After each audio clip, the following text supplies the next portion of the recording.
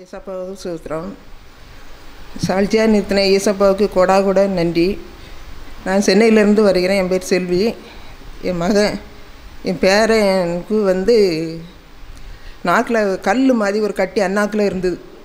ஆனால் டாக்டர்கிட்ட போய் கேட்கும்போது டாக்டர் மாத்திரை கொடுத்துட்ருக்காரு, இது கரையதுக்கு மாத்திரை கொடுத்துருக்கேன்ட்டு. ஆனால் பெருசாக இருந்துச்சு அண்ணாக்கில். அதெல்லாம் மகா சொன்னால் இப்படி இருக்குதாம்மா, எனக்கு மாத்திரை போட்டு இன்னும் கரையதுக்கு வழி இல்லை, இப்படியே இருக்குது அப்படின்னா. நான் அப்போ ஊருக்கு போயிருந்தேன். அப்போ பார்க்கும்போது பிள்ளைகள்கிட்ட எல்லாமே ஜெப எண்ணெய் கொடுத்துருப்பேன். நீ அந்த ஜெப எண்ணெயை போடுமா, உனக்கு ஒன்றும் செய்யாது, கவலைப்படாத அப்படின்ட்டு சொல்லிட்டு வந்துருந்தேன். அவள் போட்டுகிட்டு இருந்திருக்கா, ஆனால் மாத்திரையும் கொடுத்துட்டு இருந்திருக்கா. திருப்பி அப்படியே தான் இருந்திருக்கு. கூட 2 மாதம் மாத்திரை போடுங்கன்னு இருக்கார். அப்போது இதை போட்டுட்டு இருக்கும்போது நான் பிரதர்கிட்ட ஜூம் பண்ணிட்டு ஜூம் பண்ணும்போது 2-3 சொட்டு எண்ணெய் ஊற்றி கொஞ்சம் தண்ணி கொடுங்க, வாய்க்கு ஒப்பிக்க சொல்லுங்கள் சிஸ்டர், ஒன்றும் செய்யாது அப்படின்னு சொன்னாங்க.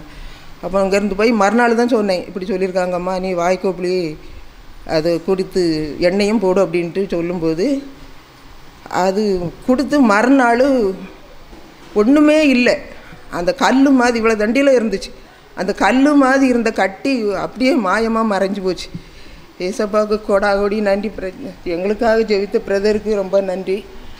ஆனால் அந்த கட்டி என் தங்கச்சி மறுநாள் போய் பார்க்க போனான். அவனுக்கு அவ்வளோ கல் மாதிரி இருந்த அப்படின்ட்டு நாக்கில் பார்க்கும்போது அவன் நாக்கை காட்டியிருக்கான், ஒன்றுமே இல்லை. ஆச்சரியமாக இருந்து, ஏக்கா ஆச்சரியமாக இருக்குக்கா, எப்படி இருக்குண்ணா.